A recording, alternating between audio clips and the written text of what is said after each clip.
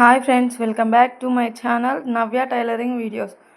Friends, last వీడియోలో అయితే back part cut చేసుకున్నాం కదా, దాని ఆపోజిట్ క్లాత్ని హ్యాండ్స్ కోసం ఇలా డబుల్ ఫోల్డింగ్ పైన వేసుకోవాలి. ఇలా 2 ఫోల్డ్స్ చేసుకొని మన రైట్ సైడ్కి అంచులు వచ్చేలా వేసుకోవాలి. ఎడ్జ్లో అయితే ఒక మార్కింగ్ చేసుకోవాలి, 1/2 ఇంచ్ తోటి లైన్ వేసుకోవాలి. అదేమో hands main part and lining part joint కోసం అయితే 1/2 ఇంచ్ మనం మార్కింగ్ చేసుకోవాలి. స్ట్రైట్ లైన్ వేసుకోవాలి. 1/2 ఇంచ్ మార్కింగ్ దగ్గర నుంచి స్ట్రైట్ లైన్ వేసుకోవాలి. ఇప్పుడు మనం నా సైడ్ వచ్చిన ఫోల్డింగ్స్ పైన, మన సైడ్ ఉండే ఫోల్డింగ్స్ పైన హ్యాండ్ పొడవుని మార్కింగ్ చేసుకోవాలి. హ్యాండ్ పొడవు వచ్చేసి నేను 7 ఇంచెస్ తీసుకుంటున్నాను. చూడండి, 7 ఇంచెస్. 7 ఇంచెస్ను 1/2 ఇంచు ఎక్స్ట్రా మళ్ళీ ఖర్చు కోసం, హ్యాండ్ జాయింటింగ్ ఖర్చు కోసం 1/2 ఇంచ్ తీసుకోవాలి. 7 ఇంచును 1/2 ఇంచు. సో ఇప్పుడు 1/2 ఇంచ్ తీసుకున్న తర్వాత పైన స్ట్రెయిట్ లైన్ వేసుకోవాలి. 7 ఇంచెస్ 1/2 ఇంచ్ తీసుకున్నాం కదా, అక్కడ స్ట్రెయిట్ లైన్ వేసుకోవాలి. స్ట్రెయిట్ లైన్ వేసుకొని ఇప్పుడు ఆర్మ్ డౌను, హ్యాండ్ డౌను అది తీసుకోవాలి. అది తీసుకోవడం ఎట్లా, 1/4 తీసుకోవాలి. అదే 9 ఇంచెస్ హ్యాండ్ పొడవు ఉంటే 3 తీసుకోవచ్చు. ఇప్పుడైతే 1/4 తీసుకుంటే సరిపోతుంది. నెక్స్ట్ అయితే మనం ఆర్మ్ రౌండ్ చూసుకున్నాం కదా, అది అంటే 8 ఇంచెస్ వచ్చింది కదా, 8 ఇంచెస్. ఆ 8 ఇంచెస్కి మార్క్ వేసుకోవాలి. బ్యాక్ పార్ట్లో ఆర్మ్ రౌండ్ మార్క్ చేసుకున్నాం కదా, ఆ ప్లేస్. ఇప్పుడు 1 ఇంచ్ ఇక్కడ తీసుకొని 1 ఇంచ్ నుంచి చిన్నగా ఐబ్రోస్ ఎట్లుంటుందో అట్లా కర్వ్ తీసుకోవాలి. హ్యాండ్ కర్వ్ తీసుకొని హ్యాండ్ లూజ్ చేసుకోవాలి. హ్యాండ్ లూజ్ ఏమో 6 ఇంచెస్ హ్యాండ్ లూజ్ ఇక్కడ కింద తీసుకుంటున్నాను. చూడండి, ఈ హ్యాండ్ లూజ్కును ఈ ఆర్మ్ లూజ్కి మనం మార్కింగ్ చేసుకోవాలి. దాని పక్కన మనం 1.5 ఇంచు ఖర్చు తీసుకోవాలి. ఈ 1.5 ఇంచు హ్యాండ్ ఖర్చు, మనం బ్యాక్ పార్ట్లో కూడా ఖర్చు తీసుకున్నాం కదా, అలా హ్యాండ్ ఖర్చు. ఇప్పుడు నేను నేల మీద గీసిన చూడండి, అంతా అతుకు పడుతుంది మనకి. అంటే ఖర్చు కోసం పీసెస్ తక్కువ పడ్డది అనమాట, అంత అతుకు పడుతుంది. ఇప్పుడు మనం చూపిస్తున్న విధంగా కట్ చేసుకోవాలి.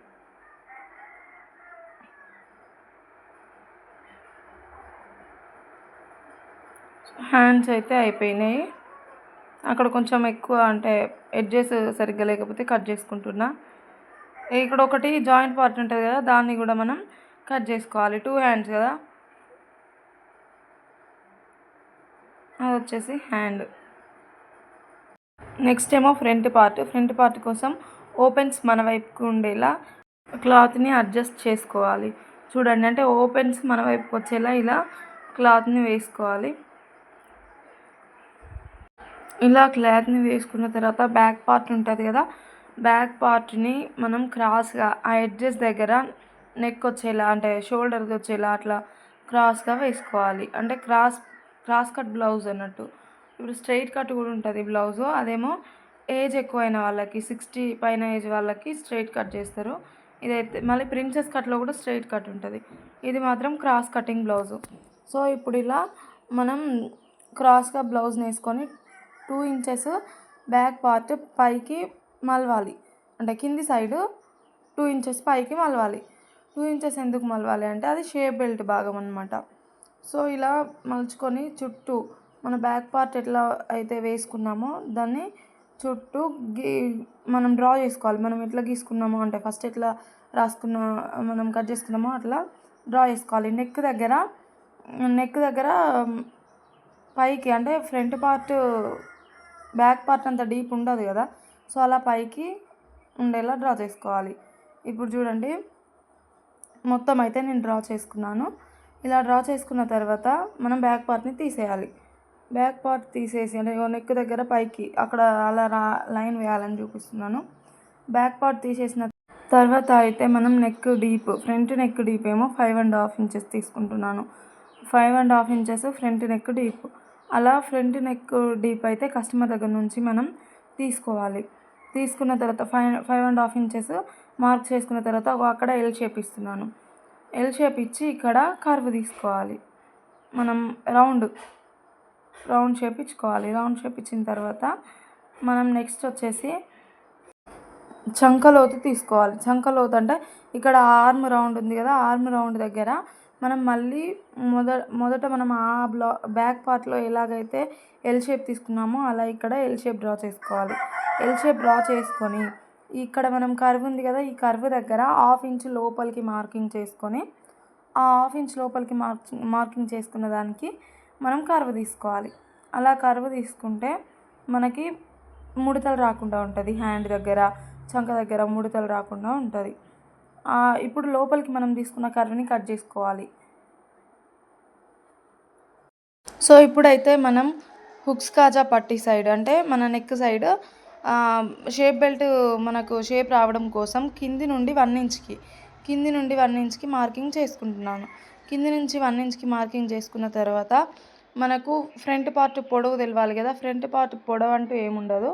మనము 1 ఇంచ్ లోతుకి తీసుకుంటే సరిపోతుంది. 35 నడుముకి 1 ఇంచ్ లోపలికి 1 ఇంచ్ బయటికి ఇటు కిందికి మనం మార్కింగ్ చేసుకొని దానిపైకి 2.5 ఈ హుక్స్ కాజా సైడ్ నుంచి 2.5కి మార్కింగ్ చేసుకోవాలి. 2.5కి అంటే డాట్స్ కోసం 2.5కి మార్కింగ్ చేసుకుని అక్కడ నుండి డాట్ వేయాలి. ఫ్రంట్ డాట్, మెయిన్ డాట్ ఉంటుంది కదా, అక్కడ నుంచి మార్కింగ్ వేయాలి. సో ఇప్పుడు 2.5కి మార్కింగ్ చేసుకున్న దగ్గరికి 1 ఇంచ్ తీసుకున్న సైడ్ నుండి కర్వ్ షేప్ ఇచ్చాను. ఇక్కడ అతుకులు పడతాయి, అక్కడ మూల కనిపిస్తుంది కదా, అక్కడ అతుకులు పడతాయి. ఇప్పుడు మనం 2.5కి చేసుకున్న దగ్గరికి కర్వ్ ఇచ్చినాం కదా, అక్కడ నుంచి 1 ఇంచ్కి అయితే మనం ఫ్రంట్ పార్ట్ మెయిన్ డాట్ తీసుకుంటాం.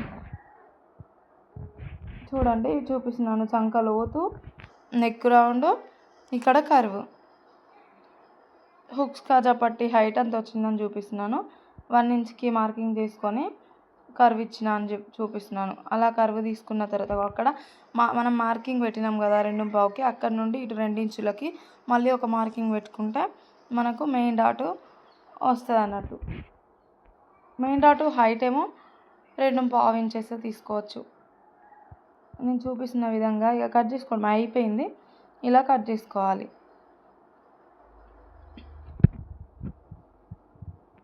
చూడండి కింద పొర పై పొర సమానంగా ఉండేలా చూసుకొని కట్ చేసుకోవాలి.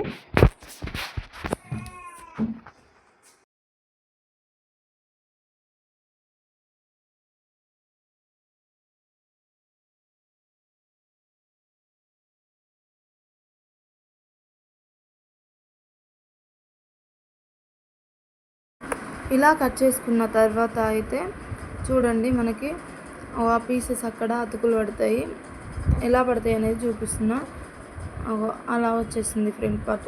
ఇప్పుడు పైన ఒకటి మనం కింద ఒకటి మార్కింగ్ చేసుకుంటున్నాం. ఎందుకంటే మనకు 2 పార్ట్స్ ఎదురుగా రావాలి. మళ్ళీ 2 ఒకే సైడ్ వస్తాయి కదా, అట్లా రాకుండా పైన కింద మార్కింగ్ చేసుకుంటే ఇవి పైకి వచ్చేలా స్టిచ్చింగ్ చేసుకున్నాం అనుకో, మార్కింగ్ పైకి వచ్చేలా స్టిచ్చింగ్ చేసుకుంటే మనకి 2 పార్ట్స్ వస్తాయి. ఇప్పుడైతే మనం మనం మిగిలిన పీస్లో బొద్దు దగ్గర స్ట్రైట్గా కట్ చేసుకుంటున్నాం. అది బ్యాక్ పార్ట్ పట్టి హెమ్మింగ్ పట్టి వేస్తాం కదా, దానికోసం. తర్వాత ఈ మిగిలిన పీస్లో మనం షేప్ బెల్ట్స్ అయితే తీసుకోవాలి. ఈ షేప్ బెల్ట్స్ కోసం బ్యాక్ పార్ట్ పైన బ్యాక్ పార్ట్ అంత పొడవు షేప్ బెల్ట్ తీసుకుంటే సరిపోతుంది. ఎవరికైనా వాళ్ళ బ్యాక్ పార్ట్ ఎంత ఉందో దానంత పొడవు, ఖర్చుతోటి దానంత పొడవు తీసుకోవాలి. ఇప్పుడైతే షేప్ బెల్ట్ కోసం బ్యాక్ పార్ట్ పైన ఫ్రంట్ పార్ట్ వేయాలి.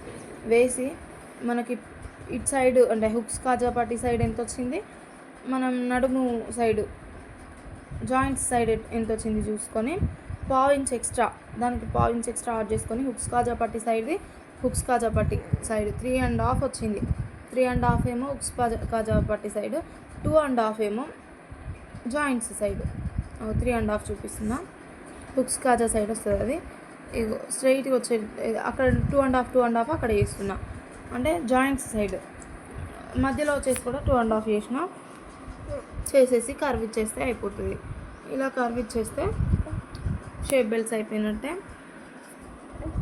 చూడండి ఈ విధంగా కట్ చేసుకోవాలి. ఇప్పుడు హుక్స్ కాజా సైడ్ ఏదొస్తుంది అని మార్కింగ్ ఆ 3.5 పెట్టుకున్న సైడ్ మార్కింగ్ చేసుకొని ఉంచాలి కుట్టేటప్పుడు కన్ఫ్యూజ్ కాకుండా. ఇప్పుడు చూడండి బ్యాక్ పార్ట్, ఫ్రంట్ పార్ట్, మన షేప్ బెల్ట్స్, అదేమో హుక్స్ పట్టి కాజా పట్టి నెక్ దగ్గర వస్తుంది కదా, దాన్ని హుక్స్ పట్టి కాజా పట్టి కింద వాడుకోవాలి. మిగతా ముక్కలన్నీ మనకు నెక్ చుట్టూ వచ్చే క్రాస్ పట్టీలు అవి ఇవి అవుతాయి. హ్యాండ్స్ హ్యాండ్స్ దగ్గర జాయింట్ పడుతుంది. హ్యాండ్స్కి జాయింట్ పీసెస్ అట్లా తీసుకోవాలి. మిగిలిన పీసెస్లోనే అడ్జస్ట్ చేసుకోవాలి. బ్లౌజ్ కటింగ్ అయితే కంప్లీట్ అయిపోయింది కదా. మన వీడియో మీకు నచ్చినట్లయితే ఛానల్ని సబ్స్క్రైబ్ చేసుకోండి.